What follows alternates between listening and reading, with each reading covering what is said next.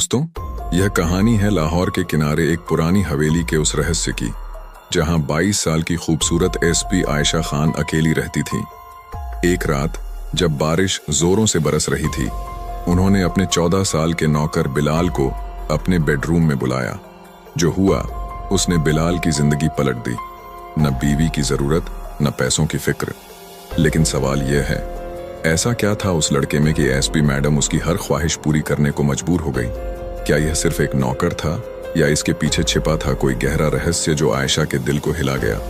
जानने के लिए यह कहानी आखिर तक देखें। लाहौर के किनारे रावी नदी के पास एक पुरानी हवेली खड़ी थी जिसका आंगन एक बूढ़ा पीपल का पेड़ संभाले हुए था। हवेली की दीवारों पर वक्त के गहरे निशान थे और लकड़ी के पुराने दरवाजे हल्की हवा में चरमराते थे। ये सब उस घर की तन्हाई की कहानी सुना रहे थे।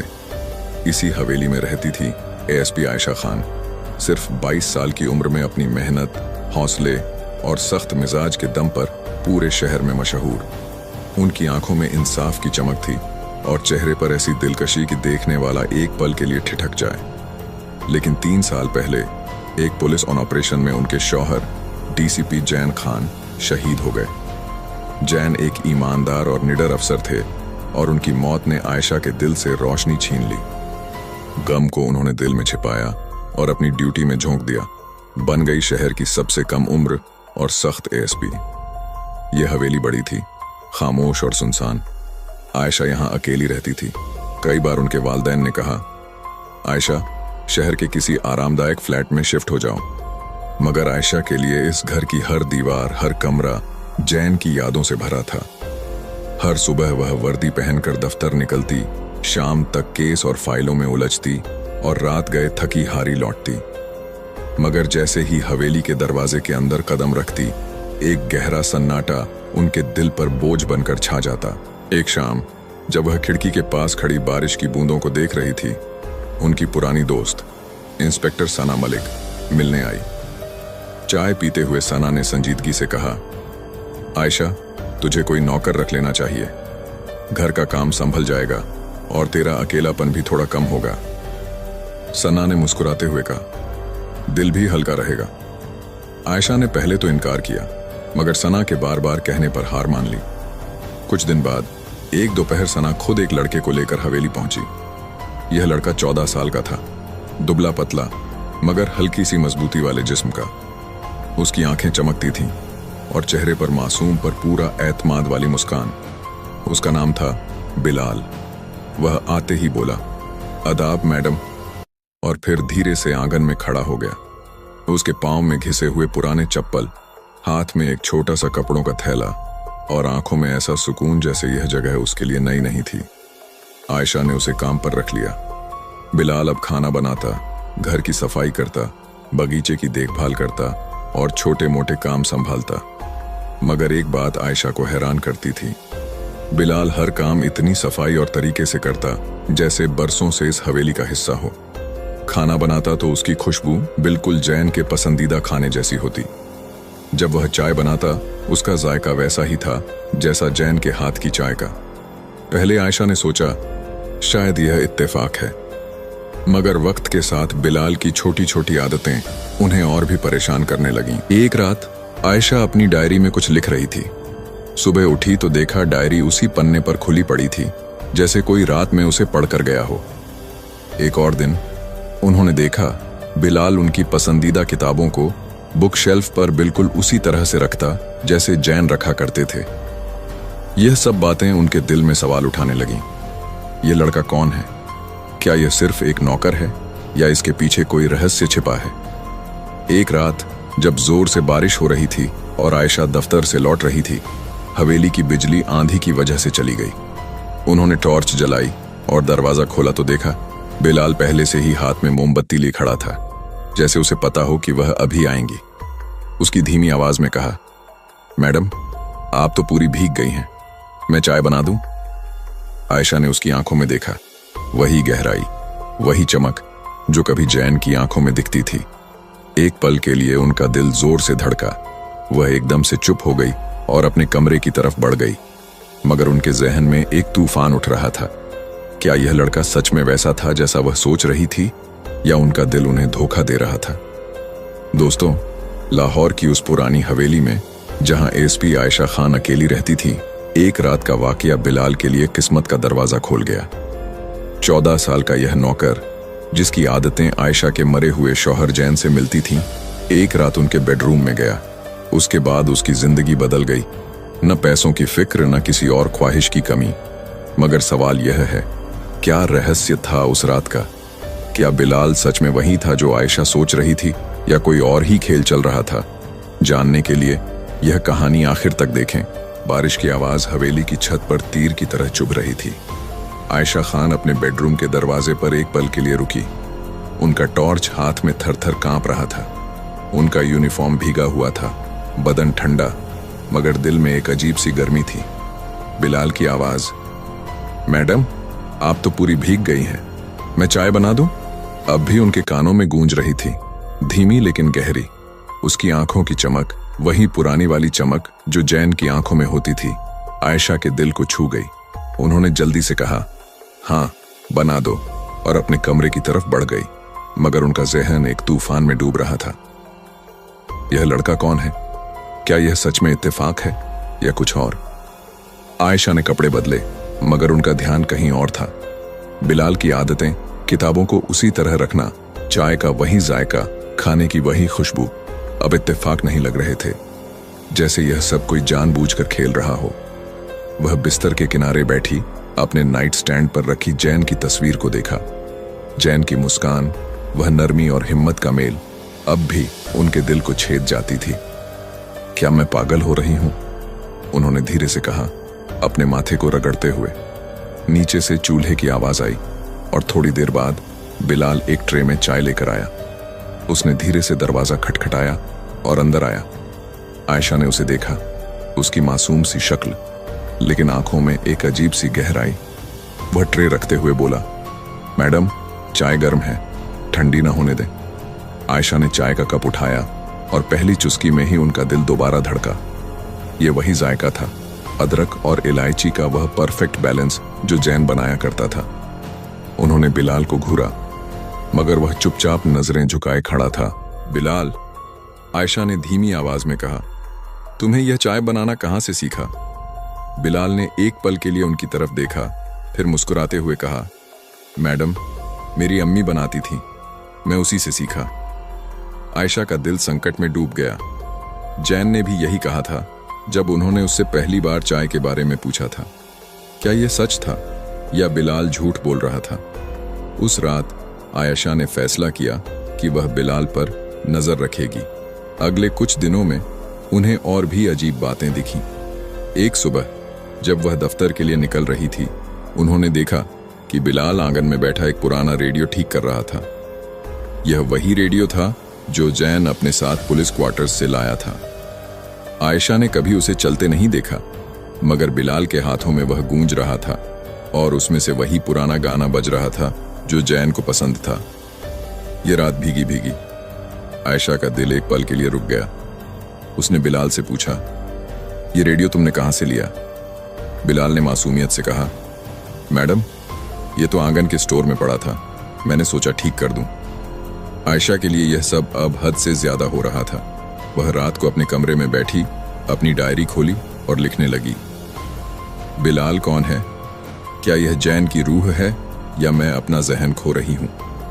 उसने डायरी बंद की और सोच में डूब गई, मगर तभी उसने एक धीमी सी आवाज सुनी, जैसे कोई धीरे से दरवाजा खोल रहा हो। वह उठी और दरवाजे की तरफ गई, मगर वहां कोई नहीं था। फिर उसने देखा, उसकी डायरी अब उस पन्ने पर खुली थी जो उसने अभी लिखा था। उसके हाथ ठंडे पड़ गए। क्या बिलाल ने यह पढ़ा या कोई और था हवेली में? एक रात जब बारिश और तेजी से बरस रही थी, आयशा दफ्तर से देर से लौटी। हवेली का सन्नाटा और भी गहरा लग रहा था। बिजली फिर से चली गई थी। वह टॉर्च जलाकर अंदर आई तो देखा बिलाल फिर से मोमबत्ती लेकर खड़ा था। उसने कहा, मैडम, आप ठीक तो हैं? मैं आपके लिए खाना गर्म कर दूं? आयशा ने उसकी आंखों में देखा, वही चमक, वही गहराई। उनका दिल जोर से धड़का। वह जान चुकी थी कि कुछ तो गलत था।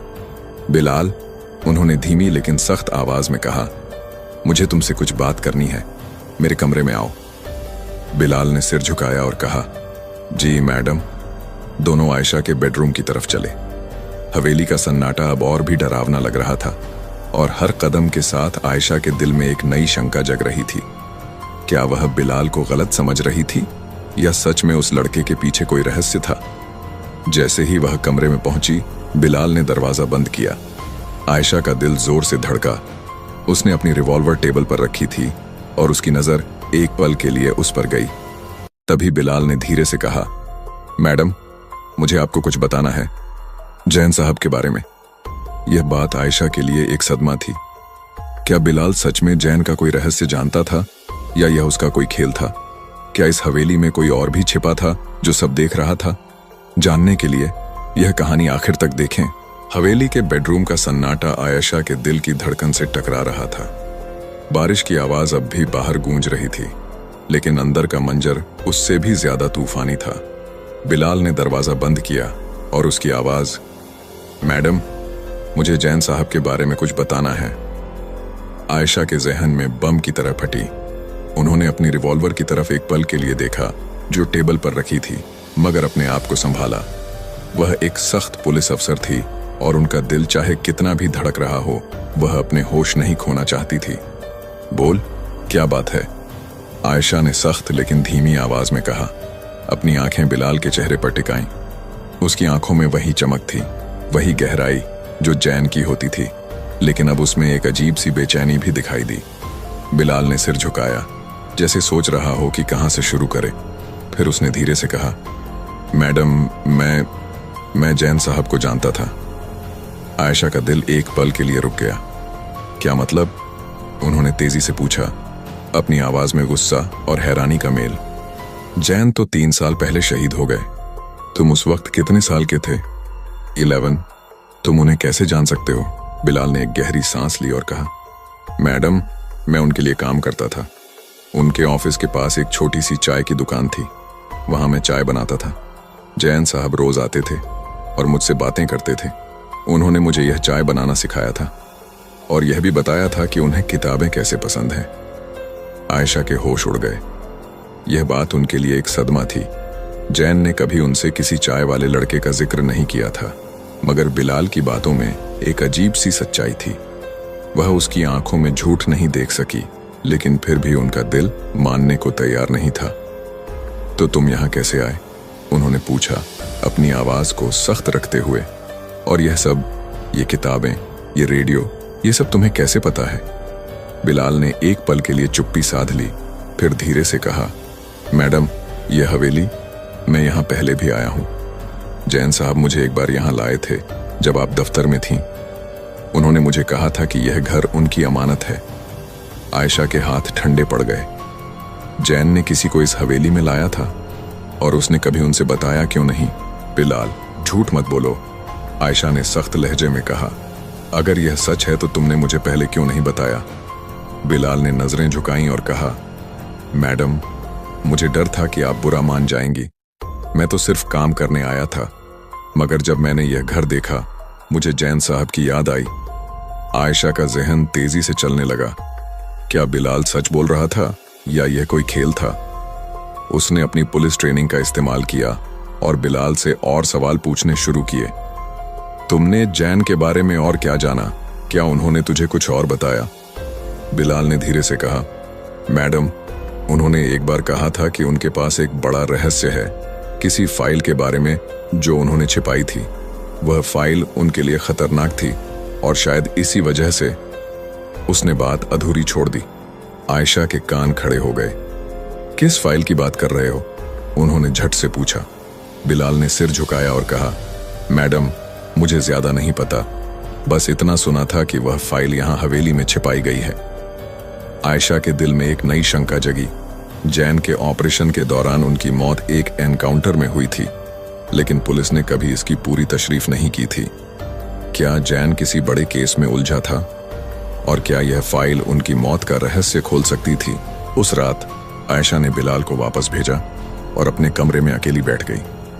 उनका जहन तेजी से चलने लगा। हवेली में एक फाइल, कहां? और बिलाल को यह कैसे पता? वह उठी और हवेली के पुराने स्टोर रूम की तरफ चली। वहां पुराने संदूक, टूटी हुई कुर्सियां और जैन के कुछ पुराने सामान पड़े थे। उन्होंने टॉर्च की रोशनी में हर चीज को छाना, मगर कुछ नहीं मिला। तभी उन्हें एक धीमी सी आवाज सुनाई दी, जैसे कोई दीवार के पीछे से कुछ खिसका हो। वह रुक गई। उनका दिल जोर से धड़का। कौन है वहां? उन्होंने आवाज लगाई, लेकिन कोई जवाब नहीं आया। आयशा ने अपनी रिवॉल्वर उठाई और स्टोर रूम के एक कोने में गई, जहां एक पुरानी अलमारी थी। उसने अलमारी को खिसकाया तो देखा उसके पीछे एक छोटा सा खुफिया दरवाजा था। उनके हाथ कांपने लगे। क्या यही वह जगह थी जहां जैन ने फाइल छिपाई थी? जैसे ही उन्होंने दरवाजा खोलने की कोशिश की, उन्हें लगा कोई उनके पीछे खड़ा है। वह पलटी तो देखा, बिलाल वहां खड़ा था। उसकी आंखों में एक अजीब सी चुप्पी। मैडम, आपको वहां नहीं जाना चाहिए, उसने धीरे से कहा। वह जगह खतरनाक है। आयशा खान का दिल जोर से धड़क रहा था। रिवॉल्वर उनके हाथ में थर थर कांप रहा था। हवेली के स्टोर रूम का सन्नाटा उन्हें खा जाता लग रहा था। और बिलाल की आवाज, मैडम, वहां जाना खतरनाक है, अब भी उनके कानों में गूंज रही थी। वह पलटी और बिलाल को घूर कर देखा। उसकी आंखों में एक अजीब सी चुप्पी थी, न डर न घबराहट, बल्कि एक गहरा एतमाद। बिलाल, तू यहां क्यों आया? आयशा ने सख्त आवाज में पूछा। और यह दरवाजा, इसके बारे में तुझे कैसे पता? बिलाल ने एक पल के लिए चुप्पी साध ली, फिर धीरे से कहा, मैडम, मैंने आपको बताया था कि जैन साहब मुझे यहां लाए थे। उन्होंने मुझे यह दरवाजा दिखाया था और कहा था कि इसके पीछे कुछ ऐसा है जो किसी को नहीं देखना चाहिए। आयशा का जहन तेजी से चलने लगा। क्या जैन ने सच में इस लड़के को इतना बड़ा रहस्य बताया था? और अगर यह सच था तो क्यों? आयशा ने रिवॉल्वर की तरफ इशारा किया और कहा, साइड में हट बिलाल, मैं यह दरवाजा खोलूंगी। बिलाल ने एक पल के लिए उनकी आंखों में देखा, फिर धीरे से साइड में हट गया। आयशा ने टॉर्च की रोशनी में उस खुफिया दरवाजे को खोला। अंदर एक छोटा सा कमरा था, जिसमें एक पुराना संदूक पड़ा था। उनके हाथ कांपने लगे जब उन्होंने संदूक खोला। उसमें एक फाइल थी, पुरानी और धूल से भरी, जिसमें लिखा था, ऑपरेशन ब्लैक शैडो। आयशा ने फाइल खोली और उसके पन्नों पर जैन के हाथ का लिखा हुआ था। एक बड़े क्रिमिनल नेटवर्क के बारे में डिटेल्स, जिसमें शामिल थे कुछ बड़े पुलिस अफसर और सियासतदान। आयशा के होश उड़ गए। यह वही केस था जिसमें जैन की मौत हुई थी। ऑफिशियल रिपोर्ट में कहा गया था कि जैन एक एनकाउंटर में मारे गए, लेकिन इस फाइल में लिखा था कि यह एक साजिश थी। जैन के पास इस नेटवर्क के खिलाफ सबूत थे और उसी वजह से उनकी जान ली गई। आयशा की आंखों में आंसू उभर आए। जैन, तुमने मुझे क्यों नहीं बताया? उन्होंने धीरे से कहा। तभी बिलाल ने धीमी आवाज में कहा, मैडम, जैन साहब ने मुझे कहा था कि अगर उन्हें कुछ हो जाए तो यह फाइल आपको पहुंचानी है। आयशा ने उसकी तरफ देखा, हैरान और गुस्से में। तो तूने मुझे पहले क्यों नहीं बताया? उन्होंने चिल्लाकर पूछा। बिलाल ने सिर झुकाया और कहा, मैडम, मुझे डर था। जैन साहब ने कहा था कि यह फाइल बहुत खतरनाक है। अगर मैंने जल्दी बताया तो आपकी जान को भी खतरा हो सकता था। आयशा का दिल अब भी शक के साए में था। उसने सोचा, क्या बिलाल सच बोल रहा है या यह उसका खेल है? तभी उसने याद किया उस रात को जब उन्होंने बिलाल को अपने बेडरूम में बुलाया था। वह रात जब बारिश जोरों से बरस रही थी और आयशा अपने अकेलेपन से तंग आ चुकी थी। बिलाल चाय लेकर आया था और जब उसने जैन जैसा चाय का कप रखा, आयशा का दिल एक पल के लिए पिघल गया। उन्होंने बिलाल से बातें की, उसकी कहानी सुनी। एक गरीब घर का लड़का जो अपनी अम्मी के लिए पैसा कमा रहा था। उस रात आयशा ने उसे अपने पास बैठने दिया और शायद अपने अकेलेपन में उन्हें बिलाल में जैन की परछाई दिखी। उन्होंने उसे अपने दिल का हाल बताया और बिलाल ने चुपचाप सुना। उसके बाद आयशा ने उसे अपने लिए और काम दिए, घर के बाहर के काम, पैसों का बंदोबस्त, और बिलाल की जिंदगी बदल गई। मगर अब यह फाइल हाथ में पकड़े हुए आयशा को लगा कि शायद वह गलत थी। बिलाल सिर्फ एक नौकर नहीं था, वह जैन का पैगाम लाया था। लेकिन एक सवाल अब भी उनके जहन में था, क्या बिलाल के पीछे कोई और रहस्य था? तभी हवेली के बाहर एक तेज आवाज आई, जैसे कोई गाड़ी रुकने की आवाज। आयशा ने झट से फाइल बंद की और बिलाल को देखा। यह क्या था? उन्होंने पूछा। बिलाल का चेहरा सफेद पड़ गया। मैडम, जल्दी फाइल छिपाएं, वो लोग आ गए हैं। आयशा ने पूछा, कौन लोग? बिलाल ने डर से कहा, वही लोग जिनसे जैन साहब डर रहे थे। आयशा ने रिवॉल्वर उठाई और दरवाजे की तरफ बढ़ी। हवेली के आंगन में 2 आदमी खड़े थे, उनके हाथ में बंदूकें। आयशा ने बिलाल को इशारा किया कि चुप रहे और वह खुद चुपके से आंगन की तरफ बढ़ी। एक आदमी की आवाज सुनाई दी, फाइल यहां है, मुझे पता है, लड़के ने बताया था। आयशा का दिल डूब गया। लड़के ने बताया? क्या बिलाल उन्हें धोखा दे रहा था? उसने पलटकर बिलाल को देखा, जो अब भी स्टोर रूम में खड़ा था, डर से कांपता हुआ। आयशा ने रिवॉल्वर उठाई और उसकी तरफ तान कर कहा, बिलाल, तूने मुझे धोखा दिया। बिलाल ने झट से सिर हिलाकर कहा, नहीं मैडम, मैंने आपको बचाने के लिए यह सब किया। तभी आंगन से एक गोली की आवाज आई और आयशा ने झट से खुद को दीवार के पीछे छिपाया। वह समझ गई कि अब वक्त नहीं था सवालों का। उन्होंने फाइल अपने कोट के अंदर छिपाई और बिलाल को कहा, मेरे साथ आओ। दोनों हवेली के पीछे वाले रास्ते से भाग निकले जब तक पुलिस बैकअप न आए। आयशा ने सना मलिक को फोन किया और कुछ ही देर में पुलिस फोर्स हवेली पर पहुंच गई। उन 2 आदमियों को गिरफ्तार किया गया और फाइल पुलिस कस्टडी में चली गई। आखिर में जब सब शांत हुआ, आयशा ने बिलाल से पूछा, तूने मुझे सच क्यों नहीं बताया? बिलाल ने कहा, मैडम, मैंने सोचा था कि आपको खतरे में नहीं डालूंगा। जैन साहब ने मुझे यह जिम्मेदारी दी थी। आयशा ने उसकी आंखों में देखा और इस बार उन्हें सिर्फ सच्चाई दिखी। बिलाल उस रात उनके बेडरूम में सिर्फ जैन का पैगाम देने आया था और आयशा के अकेलेपन ने शायद उन्हें गलत समझने पर मजबूर किया। फाइल के सबूतों से उस क्रिमिनल नेटवर्क का खात्मा हुआ और आयशा ने बिलाल को अपने घर का हिस्सा बना लिया, न सिर्फ एक नौकर के रूप में बल्कि एक छोटे भाई की तरह।